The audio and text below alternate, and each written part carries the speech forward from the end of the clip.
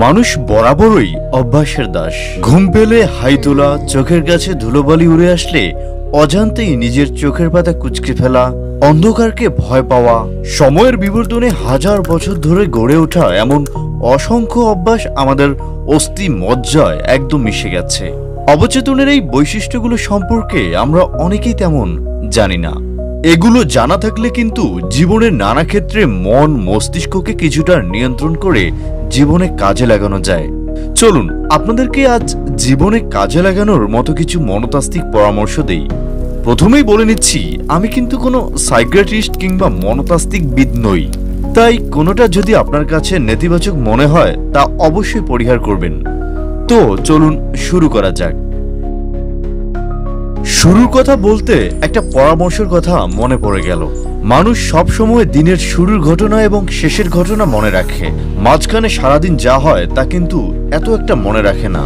তাই সবসময় চেষ্টা করবেন কারোর সাথে দেখা কিংবা জরুরি কোনো মিটিং, চাকরির ইন্টারভিউ সকালে বা বিকালে করতে। এতে করে আপনার সাথে থাকা মানুষ আপনাকে সর্বদা মনে রাখবে। এবার আসি দ্বিতীয় পরামর্শে। বাইস্ট্যান্ডার ইফেক্ট নামে এক বিতর্কিত ধারণা আছে সাইকোলজির। এই নিয়ে আমার আগের একটি ভিডিওতে আলোচনা করা হয়েছে, তবে এখানেও বলে রাখি, বাইস্ট্যান্ডার ইফেক্ট হচ্ছে কোনো জনসমাগম যুক্ত জায়গায় কেউ বিপদে পড়লে অন্যেরা সাহায্যে এগিয়ে আসে না, কারণ কে আসবে এটা কেউ ঠিক করতে পারে না।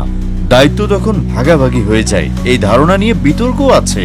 তবুও আপনি জনসমাগম যুক্ত স্থানে বিপদে পড়লে একজন ব্যক্তিকে লক্ষ্য করেই সাহায্য চাইতে পারেন। এতে বরং সাহায্য পাবার সম্ভাবনা অনেক বেশি।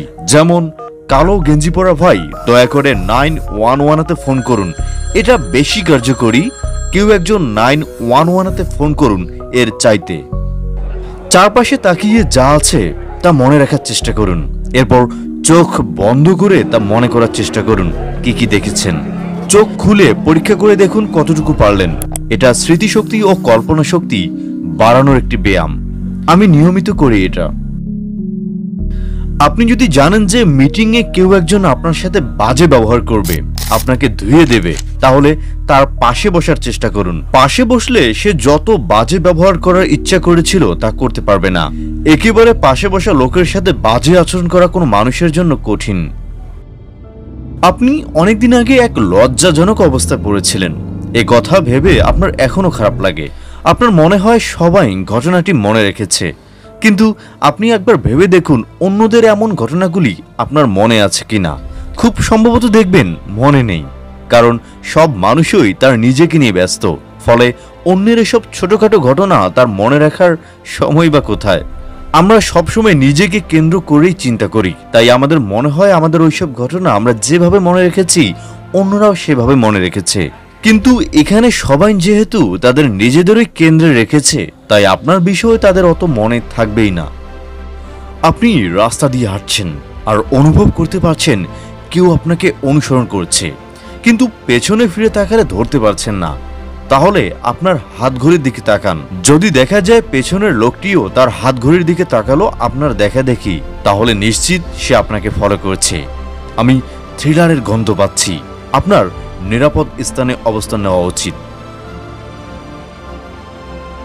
আপনি যদি কাউকে আপনার বলা মিথ্যা বিশ্বাস করাতে চান, তাহলে নিজের সম্পর্কে লজ্জাজনক দু একটি কথা যোগ করে নিন। যেমন, স্কুলে আপনি প্রথম দিন গিয়েই বোর্ডে সব কঠিন অঙ্ক করে সবাইকে তাক লাগিয়ে দিয়েছিলেন।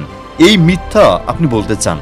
তার আগে আপনাকে আরো মিথ্যা যোগ করতে হবে যে সেদিন স্কুলে যাওয়ার পরে দেখা যায় আপনার প্যান্টের চেন খোলা, সারা ক্লাস আপনাকে নিয়ে হাসাহাসি করে। এই লজ্জাজনক মিথ্যার কারণে আপনার পরবর্তী মিথ্যাকে সত্য বলে মনে হবে। বিশেষ দ্রষ্টব্য, এই পরামর্শকে ব্যবহার না করার জন্য অনুরোধ করছি। আপনি কিছু বলেছেন বা করেছেন, এজন্য আপনার খারাপ লাগছে। এখন আপনি তৃতীয় পক্ষের দৃষ্টি থেকে ব্যাপারটা দেখুন। এরপর আপনার গ্রামের দৃষ্টিতে, শহরের দৃষ্টিতে, দেশের দৃষ্টিতে, তারপর পুরো পৃথিবীর দৃষ্টিতে আপনার সমস্যাটি সম্পর্কে ভিন্ন দৃষ্টি লাভ করতে পারেন। এটা প্রাচীন গ্রিসের স্টোইক দার্শনিকদের ভিউ ফ্রম অ্যাভব বা উপর থেকে দেখা পদ্ধতি। আপনি কোনো দোকানের বা প্রতিষ্ঠানের কাস্টমার সার্ভিসে কাজ করেন, মাঝে মাঝে রাগান্বিত কাস্টমার হ্যান্ডেল করতে হয়। এক্ষেত্রে আপনার ঠিক পেছনে একটা আয়না রেখে দিন। রাগান্বিত কাস্টমাররা এসে কথা বলার সময় আপনার পেছনের আয়নায় নিজের মুখ দেখতে পাবেন, তখন তাদের অযৌক্তিক রাগ অনেক কমে যাবে, তারা যৌক্তিক আচরণ করতে চাইবে। কেউ চায় না নিজেকে ওই অবস্থায় দেখতে। নিজেকে মারাত্মক দুশ্চিন্তাগ্রস্ত অবস্থায় পেলে প্রশ্ন করুন, এই বিষয়টি 5 বছর পরেও কি গুরুত্বপূর্ণ থাকবে আপনার জন্য? উত্তর হ্যাঁ হলে এর সমাধানে কিছু করুন, আর উত্তর না হলে যেতে দিন। এই পরামর্শটা ছেলেদের জন্য। বিয়ের পর প্রথমবার বউকে নিয়ে বাইরে গেলে বউকে নিয়ে যান কোনো থ্রিলিং অভিজ্ঞতায়। এতে তার ব্রেন মনে করবে বিপদে আপনি তার পার্টনার, ফলে নির্ভরতা বাড়াবে। ক্ষমার বিষয় হচ্ছে 3টি। 1.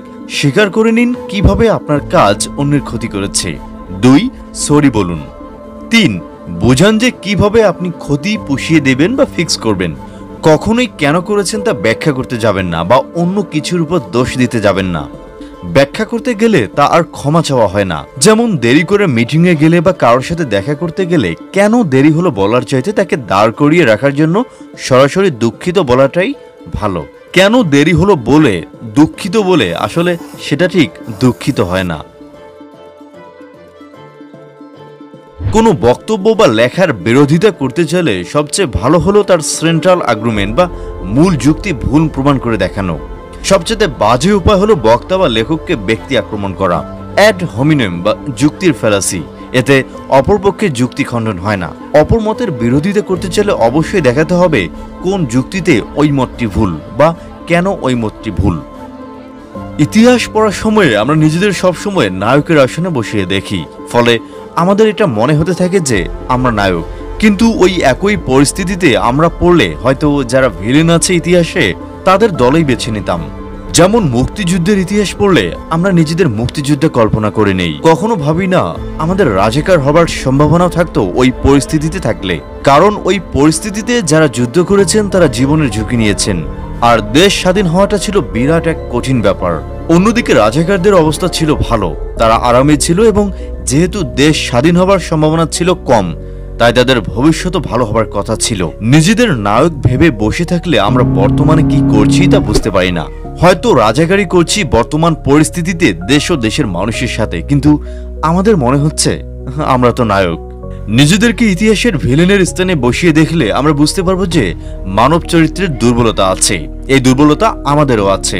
কেবল মীর জাফর আলী খান ওই টাকার কাছে, ক্ষমতার আলেয়ার কাছে মাথা নত করেন না, অন্য মানুষদেরও সে সম্ভাবনা আছে, তীব্রভাবেই আছে। এই সচেতনতাই এর থেকে দূরে থাকার প্রথম ধাপ। এবার শেষমেশ 2টি ইন্টারভিউ সংক্রান্ত পরামর্শ দিচ্ছি। 1. কোনো ইন্টারভিউয়ের সময় ইন্টারভিউ স্থলে 20 মিনিট আগেই পৌঁছে যান। বিল্ডিং এর সামনের লোকদের সাথে কথাবার্তা বলুন। এতে ব্রেনকে বোকা বানিয়ে বোঝানো যায় পরিবেশটি আপনার পরিচিত, ফলে মূল ইন্টারভিউয়ের কালে আপনার আত্মবিশ্বাস অনেক বেড়ে যাবে। 2. ইন্টারভিউ বোর্ডে গিয়ে হাত পা কাঁপাকাঁপি, কথা বলতে গিয়ে তোতলাতে থাকা, এমন অভিজ্ঞতা আমাদের প্রায় সবার জীবনেই কম বেশি আছে। কি লজ্জার একটা ব্যাপার। কারণটা কি বলতে পারবেন? আসলে আমরা নিজেকে ফিটফাট স্মার্ট দেখানোর জন্য এত মাথা ঘামাতে থাকি যে বোর্ডে গিয়ে স্বাভাবিক আচরণ করতে ভুলে যাই। সুতরাং সব চিন্তা বাদ দিন। ইন্টারভিউ বোর্ডে ঢোকার সময় কল্পনা করে নিন বোর্ডের মানুষগুলো সবাই আপনার পরিচিত। ওই যে জাদরেল গোপওয়ালা মানুষটা, তিনি আপনার বড় চাচা, আর ভারী ফ্রেমের চশমা পরে টেবিলের কোণে বসে ঠান্ডা চোখে তাকিয়ে আছেন যিনি, উনি তো আপনার পাশের বাসার আঙ্কেল। প্রতিদিন সিঁড়িতে দেখা হয় ওনার সাথে। এভাবে বোর্ডের মানুষগুলোকে আপন করে নিন মনে মনে। দেখবেন গলা কাঁপাকাঁপি একদম হচ্ছে না আর। পরিচিত মানুষজনের সাথে গল্প করছেন এমন সাবলীল ভাবে কথা বলতে বলতেই দেখবেন কখন ইন্টারভিউ শেষ হয়ে গেছে। আর ইন্টারভিউয়ের ফলাফল সেটা অবশ্য আপনার মুক্তিযুদ্ধের কোটার উপরই নির্ভর করছে।